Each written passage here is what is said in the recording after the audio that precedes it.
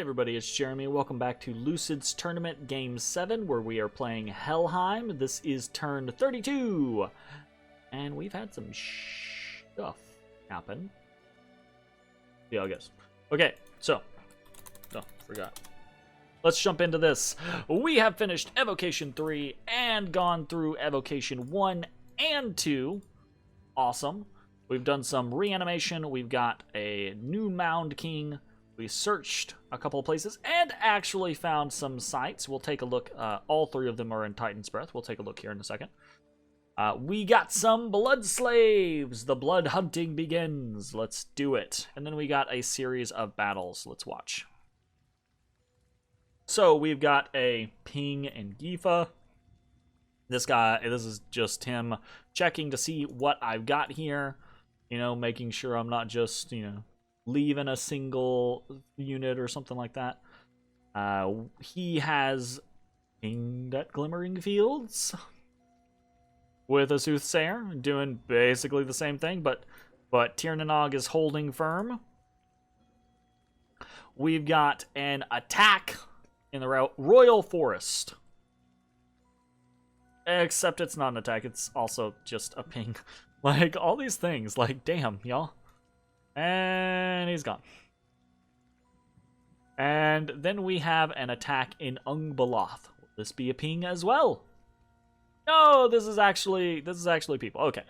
So, he attacks. Let's see if we can cheek out a death on one of these Oirapatas.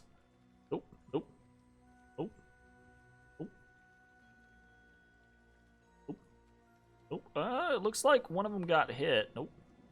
We hit again.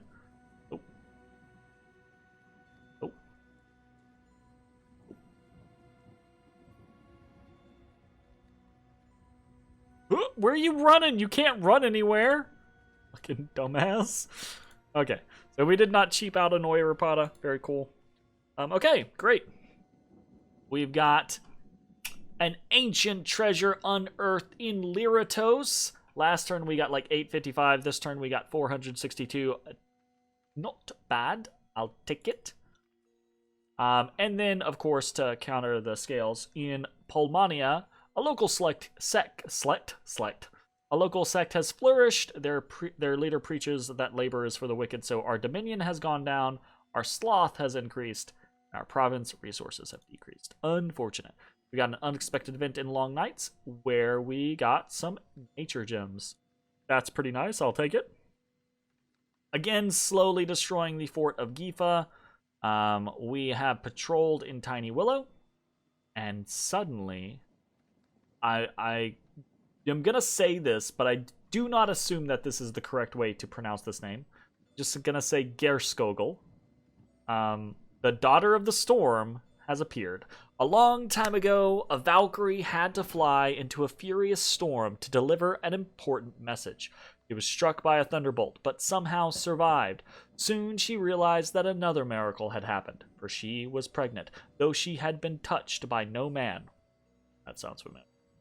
Thus, 9 months later, the daughter of the storms was born. It soon became obvious that she was no ordinary Valkyrie. She was unnaturally quick and agile, even by the standards of the Valkyries, shooting through the skies in lightning. The daughter of storms is elusive and light-spirited by her nature, but will not hesitate to punish the enemies of the awakening god. She will bring a great storm upon the battlefield, wherever she flies. So,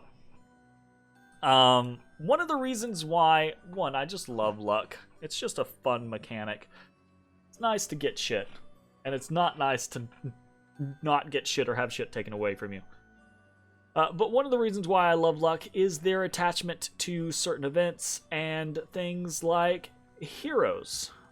We are playing, this tournament does utilize the Worthy Heroes mod.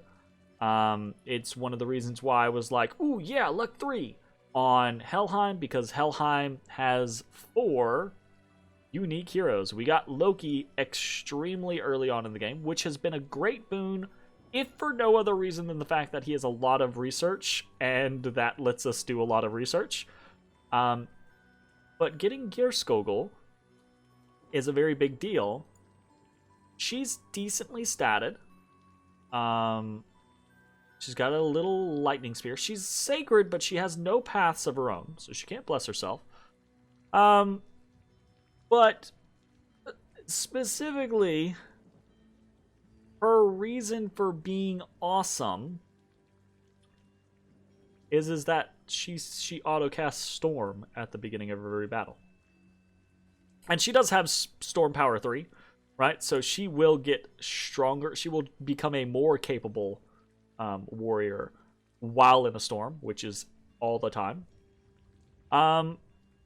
But having access to Storm without having access to Evocation 5 is a big deal, especially since getting to Storm can be a pain in the ass for Helheim.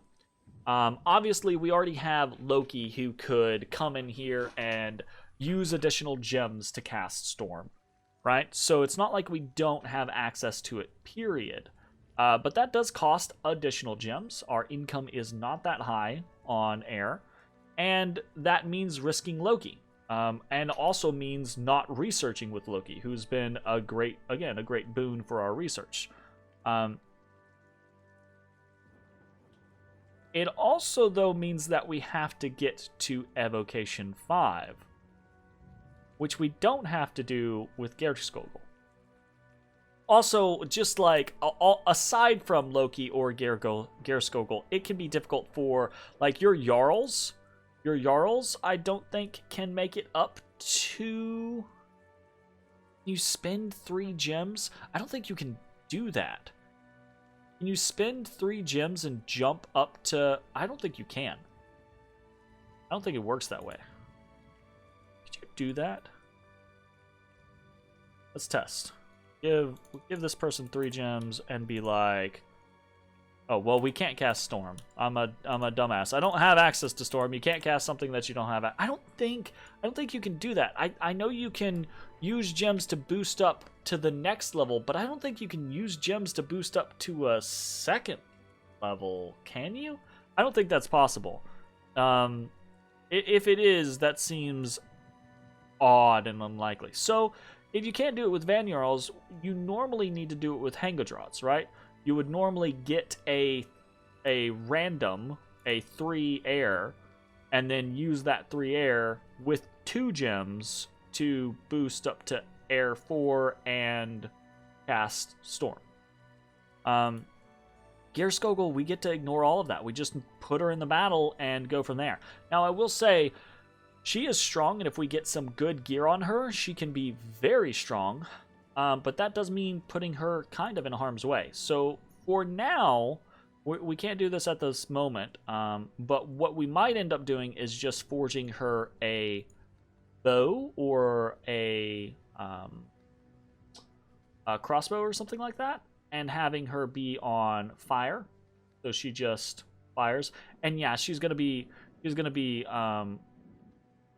in a storm, so the storm is going to decrease her accuracy. So it's not like she's going to be of great benefit, but she'll be there to cast the storm, and she'll be in the back line, so she's not getting herself killed. Right? That's the key there. So anyways, yay, we got Gerskogel. That's cool. What else are we doing? Mostly we are holding position because we want to finish this palisade in Brightgate, and then we are going to be moving into probably pressure Sarmatia more heavily. We are attacking in 2 locations with Sarmatia. I kind of expect both of these attacks to fail, just as a heads up, but we are attacking with Commander 2 with some Herdmen into Ungbaloth, and we're attacking with Bernard the Brave into Ard. We are paying for Bernard again, just in case he survives. But I kind of expect both these attacks to get hit and fail. We are researching in Brightgate. Our script has changed because of the addition of Gerskogel, who we are sending over to Brightgate. We have opted into a scenario where all of our hearses, another good thing, right, is this isn't just Thunderstrike opportunities. This is an opportunity to make our hearses actually viable in the fact that they can now all Storm Power and then Mist Form and then Lightning Bolt. And Lightning Bolt is not going to be as great, sure, by any stretch of the imagination, but it's still pretty good. So, we've got that going on. We are continuing to blood hunt. Because of the additional money that we have, we are recruiting Van Jarls in Dead Forest and in Osens. We continue to recruit Van Heers in Koenberg to be our research buddies. We are recruiting another batch of Hellherdings. And here are the kind of like big things for this turn. We are forging another Dwarven Hammer. This will be the first Dwarven Hammer that we can utilize for something else. Next turn, we will be forging a Dwarven Hammer as well. So next turn, okay, so we got to do some math here. So we get 5 gems per turn. We're at 18 gems. Next turn, we're going to be sitting at 23 gems. It takes us 13 gems to make a Dwarven Hammer. So next turn, we'll be at 13 gems. 23 gems. We will use 13 gems to make a hammer next turn. That will be hammer number 3. And then we will gain 5 more gems on the next turn and be able to make hammer number 4. And then we're going to be kind of out of gems for hammers for a couple turns. So we're probably, with Spart 3, we're just going to keep making hammers until we hit that point to where we can't really make hammers anymore. Because the next hammer can immediately go to Owl Quills. We want to get a hammer to Frostbrands, right? Probably. We could get a hammer into doing something like Skull Mentors, right? That would be good. So we have a bunch of options, basically, with what we are capable of doing with our hammers. But really the answer is we're going to use them to ramp and manage our... I love forging in this game, honestly. It's one of my favorite things. I love getting into the scenario with hammers. I should really play Olm more, honestly. Like, I really enjoy forging the shit out of things. You know what? I was so happy to reach the point where I was in Tetragrammaton. But Astral Corruption just kind of like ruined it for me, because now I can't forge all of the things that I want to forge. Makes me sad.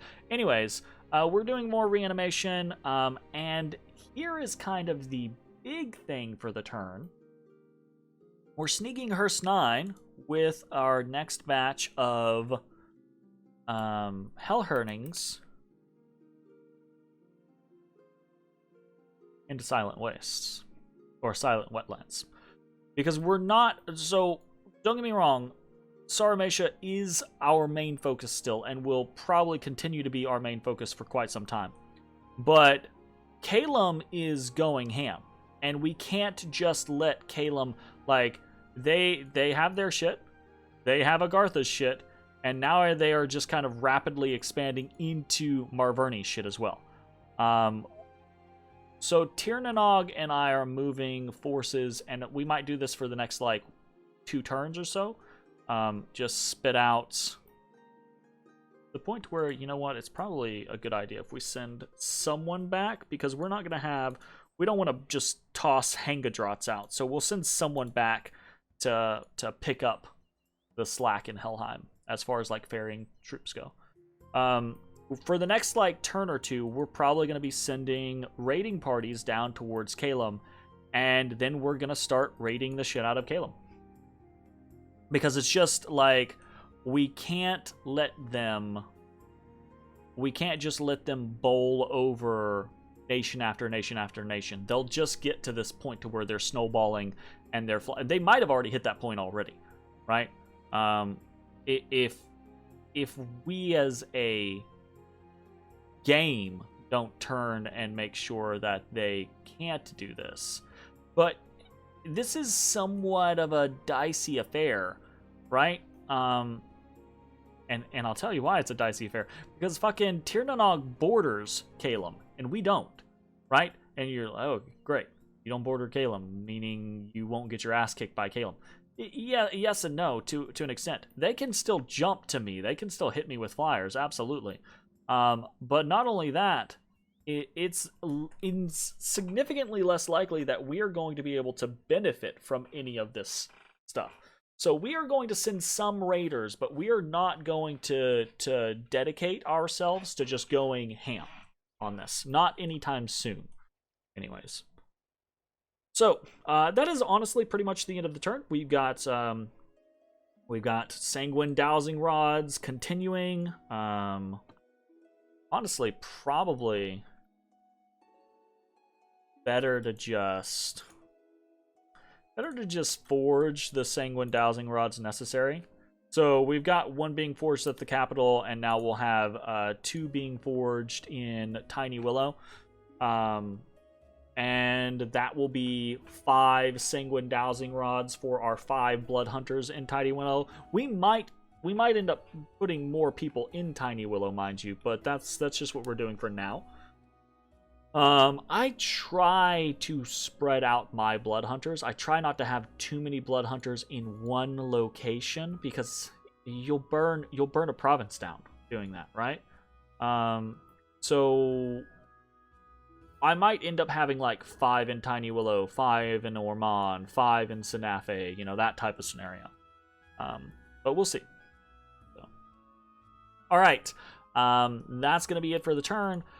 Technically, I didn't want to gloss over this, but technically, the threat of Saramatia just hitting us in Brightgate is still active this turn. And that is actually one of the reasons why I'm bringing in Gearskogel, and I've set everyone to like Lightning Bolt, etc., that type of situation. Because it's possible that they come in and try to wreck us. But who knows? We'll see. So, and research-wise, we have pulled, because of the alteration, right? We have pulled off of Blood Magic for now, and we have swapped back to Evocation, because now it's important for us to get to Thunderstrike, because now we have simpler ways of managing a Storm Thunderstrike scenario. So, we want to activate Thunderstrike, because we could easily bring these Blood Hunters, or, you know, I mean, we've got a lot of Jarls at our fingertips. We've got one here. We've got another 2 coming in, so that's 4. We've got 5 with Jarl 6. We've got another 5 here, so that's 10. 11 with Jarl 11. The reason why I'm not just going and checking my notes, by the way, is because we've got them all spread out and some of them have died. So I'm trying to figure out how many we actually have alive. I think the number is 11. I think we have 11 alive. So 11 Thunderstrikers is no joke, right? Like 11 Thunderstrikers could bring the pain pretty big time, because so like Saramatia has lightning resist, sure, but Thunderstrike does 26 damage. Even with 15 lightning resist, which is the most you can get out of the gate, right, with a bless, and I don't think they have 15, I think they have 10. Even then, a 26 damage hit is typically gonna kill most things. Like if we take a look at Saramatia, and Oirapata, for example, only has 11 hit points. So even if they had 15 lightning resist, just a neutral hit, a 26 neutral hit will kill them, you know? So, and I don't think they have 15. I think they have 10, and that means they're looking at 15 damage that they're going to have to DNR, or DRN, sorry. DNR, sorry. Yeah, so the roll, right? There's a roll that goes above and below. It kind of like averages out, in theory. I don't know the mechanics behind that as well as I probably should. But Thunderstrikes will will fuck up even Orirepadas that are blessed, much less Inaris, right? So if we think about that, the concept of Thunder Strikes, and mind you, Thunder Strikes are AoE. So 11, and they're 50 fatigue cost, so 22 Thunder Strikes could, in theory, in a matter of, and this is unlikely to happen, right? But could, in theory, 22 Thunder Strikes, if hitting correctly and hitting, if placed correctly and hitting for the damage numbers correctly, you could obliterate 44 Orirepadas in 3 turns. Storm Power, Thunder Strike, right? You know, like, holy shit. That's a lot of death. That's a lot of fucking death. You know? And that's no joke. That's no joke at all. Because that's just the Van Jarls. You know, that's not to add in to add in the lightning bolts, right? Sure, the lightning bolts, they're gonna get mostly resisted. But you know, I could, here's, you want to make matters worse, that's something that I could use gems on, right? I could have, because I've only got 11 Jarls, I've got way more hearses, and I could put 2 gems on every single one of them, and I could still have them go Storm Power, Thunder Strike. Probably wouldn't actually work that way. They would probably go Storm Power, and then spend both gems on the Thunder Strike, because they're assholes. Because the AI is a fucking asshole. But in theory, they could do that, and then I'd have a whole lot more Thunder Strike coming out. It would cost me a lot of gems, but on a moment's notice, I could do it. Regardless, we're going for Evocation 4, and Sarmatia could hit me and fuck up everything this turn. So hopefully they do not do that. Fingers crossed. That's going to be it. I will see you all next time. Bye, everybody.